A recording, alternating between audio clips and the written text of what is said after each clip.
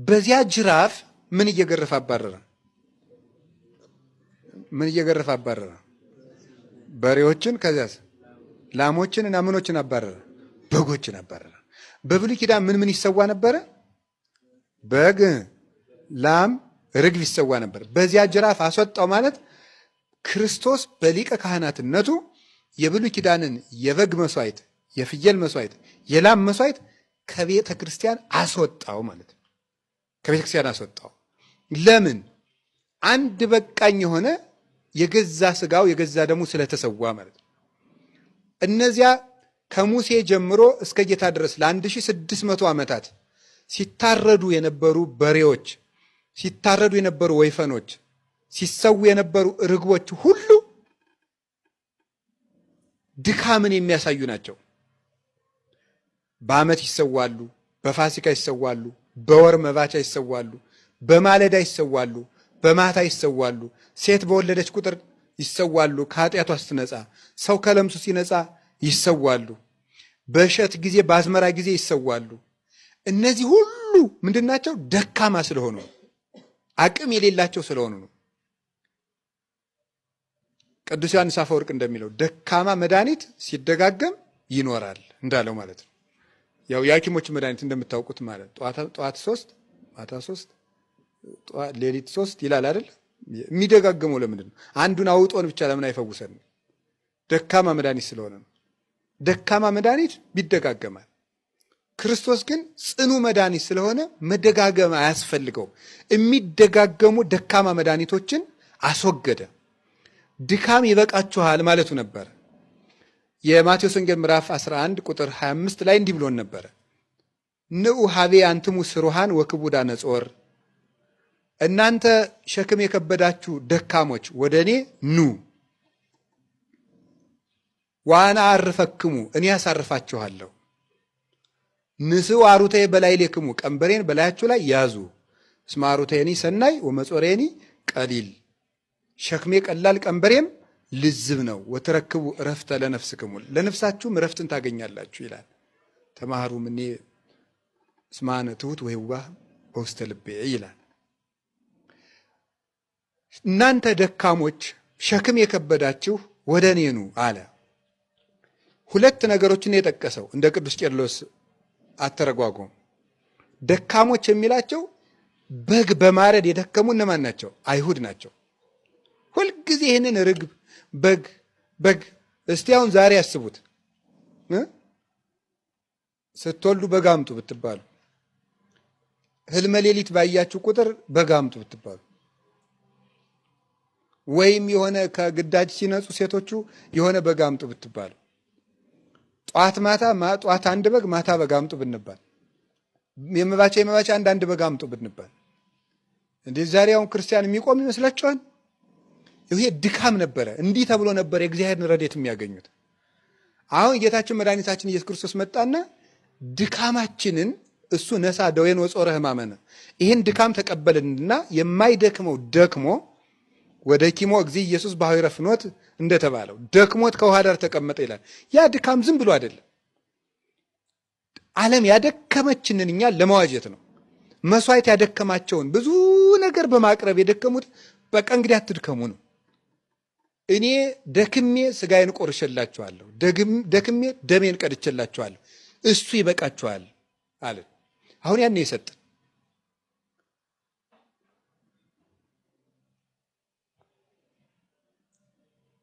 ታውቃላችሁ። ጌታችን ኢየሱስ ክርስቶስ እንዴት አድርጎ እንዳሳረፈን እውነቴን ነው። አሁን እስቲ እግዚአብሔር ያሳያችሁ። ስጋው ደሙን ለመቀበል ምንድነው ምን የሚከፈል ነገር አለ? ርግብ አምጡ ተባልን፣ ዶሮ አምጡ ተባልን፣ ነውስ በግ አምጡ ተባልን። ዝም ብለን እሱ ደክሞልን ሳንደክም የእሱን ስጋ እንበላለን።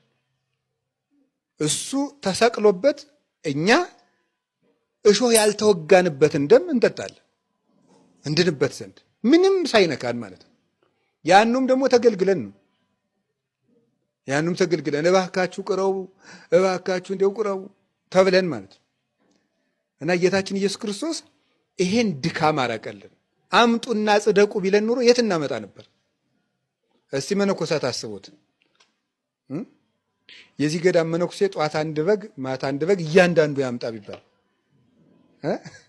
ገዳሙ የቀለብ መግዣ ያገኛል ወይ እንሰደድ ካልሆነ እንደዚህ አድርጋችሁ ነው የምትጸድቁ ብንባል ጌታ ያራቀልንን ሸክም ተመልከቱ። ይሄንን የበግ ጥርቅም በጅራፍ የበግ ጥርቅም ማለት በጅራፍ ማለት በስልጣነ ክህነቱ ሊቀ ካህናት ኢየሱስ ክርስቶስ በጉን ውጣ ብሎ ራሱ በጉኖ ተሰዋልን። ርግቡን አስወጥቶ የዋህ እሱ ስለኛ ተሰቀለልን። በሬውን አስወጠጠና እሱ ለኛ ተሰውቶ በከነወገው ለኩሎሙ ጸረነ እንድንል አጋንንትን ስሙን ጠርተን ድል እንድነሳቸው ኃይል አስታጠቀን። ይሄንን ነበር እናንተ ደካሞች ወደ እኔ ኑ ያላቸው እነማንን ነው? አይሁድን ነበር። ቅዱስ አትናቴዎስ እንደሚናገረው ሰይጣን በየዓመቱ ክርስቲያኖችን ሁል ጊዜ ከተዋጋበት ውጊያ ይልቅ በአብይ ጾም አብልጦ ይዋጋቸዋል ይላል።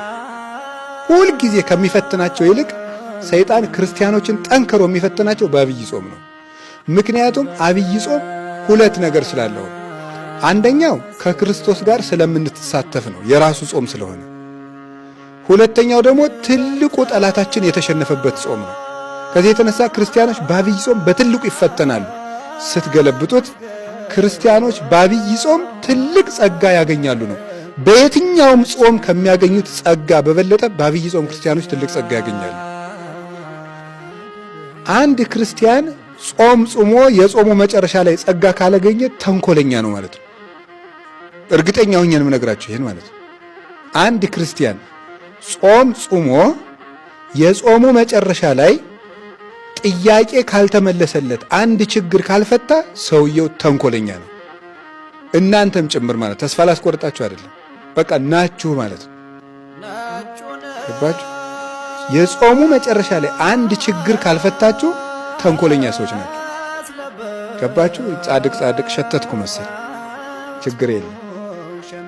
ጉዳዩ አሁን መዳናችን ነው እንጂ እናንተ ስለኔ ያላችሁ አስተሳሰብ ስላልሆነ ችግሩ እሱ ችግር አይሆንም። እንደምንም አድርጋችሁ ሳልኝ፣ ዋናው መጽደቃችሁ ነው።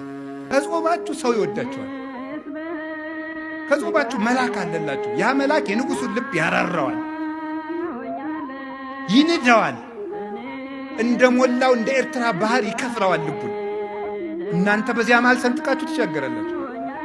መወደድ ይሰጣል እግዚአብሔር። በጾም መወደድ ይገኛል። መወደድ፣ መታፈር፣ መከበር።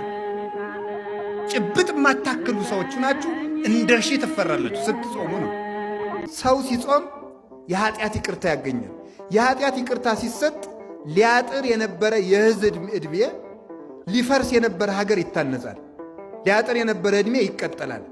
የተለየን እግዚአብሔር ከኛ ጋር ይሆናል። ጸጋ እግዚአብሔርም ይታዘዛል። ስንጾም ስሬት እናገኛለን። ስሬት ስናገኝ እግዚአብሔር ከኛ ጋር ይሆናል። እግዚአብሔር ከኛ ጋር ሲሆን ከሀገርም ከሕዝብም ርቆ የነበረ ረድኤት ይመጣል። ዝናብ በጊዜው ይመጣል። ደመናት በጊዜው ይመላለሳሉ። ነፋሳት በጊዜያቸው ይነፍሳሉ። ቀላያትም በጊዜያቸው ይፈሳሉ። ምድርም የዘሩባትን ታበቅላለች። ሰማይም ዝናብ ለክረምት ጠል ለመከር ይሰጣል ማለት ነው። የተባረኩ ልጆች ይወለዳሉ። ትውልድ ይባረካል። የኃጢአት ስርየት የሚገኘው አንዱ በጾም ነው። የነበራችሁበትን አትርሱ። ሐመድ አንስቶ እግዚአብሔር ከየት እንዳደረሳችሁ። ሳራ ያንን የዲቁና ባሏን አልረሳቸውም በእውነቱ ማለት ነው። የንጉሥ ሚስት ሁኝ ብትባል እንኳን እምቢ አለች። እዙ አተደ ሌል ሄዱ ደረሱ። ነገ እንግዲህ ለጣዖቱ አሰግጄ ነው አለ። ዘወላ ሌሊቱ እንደ ሺህ ሌሊቱን ወበት አደረ። አለጋለት ብሎ ጣዖታቱ ተዘጋጀ። ሊያሰግዳት ቀረበ። ድግሱ ቀረበ። ሰራዊቱ ከበቡ። ህዝቡ ከበበ። ሊያሰግዳ ይዟት ሲመጣ ቅዱስ ሚካኤል በመብረቅ ከች አለ። እነዚያ በኋላ በሁለት ክንፎቹ አፈፍ ብሎ ሳራን ይዟት ሄደ። ያ ተመልከቱ። ሰው ዛሬ ውሸቱ በጣም መከራ። እውነተኛ ሁኑ፣ አትዋሹ፣ አትቀልዱ። ውሸታም ነው ሰው ማለት ነው።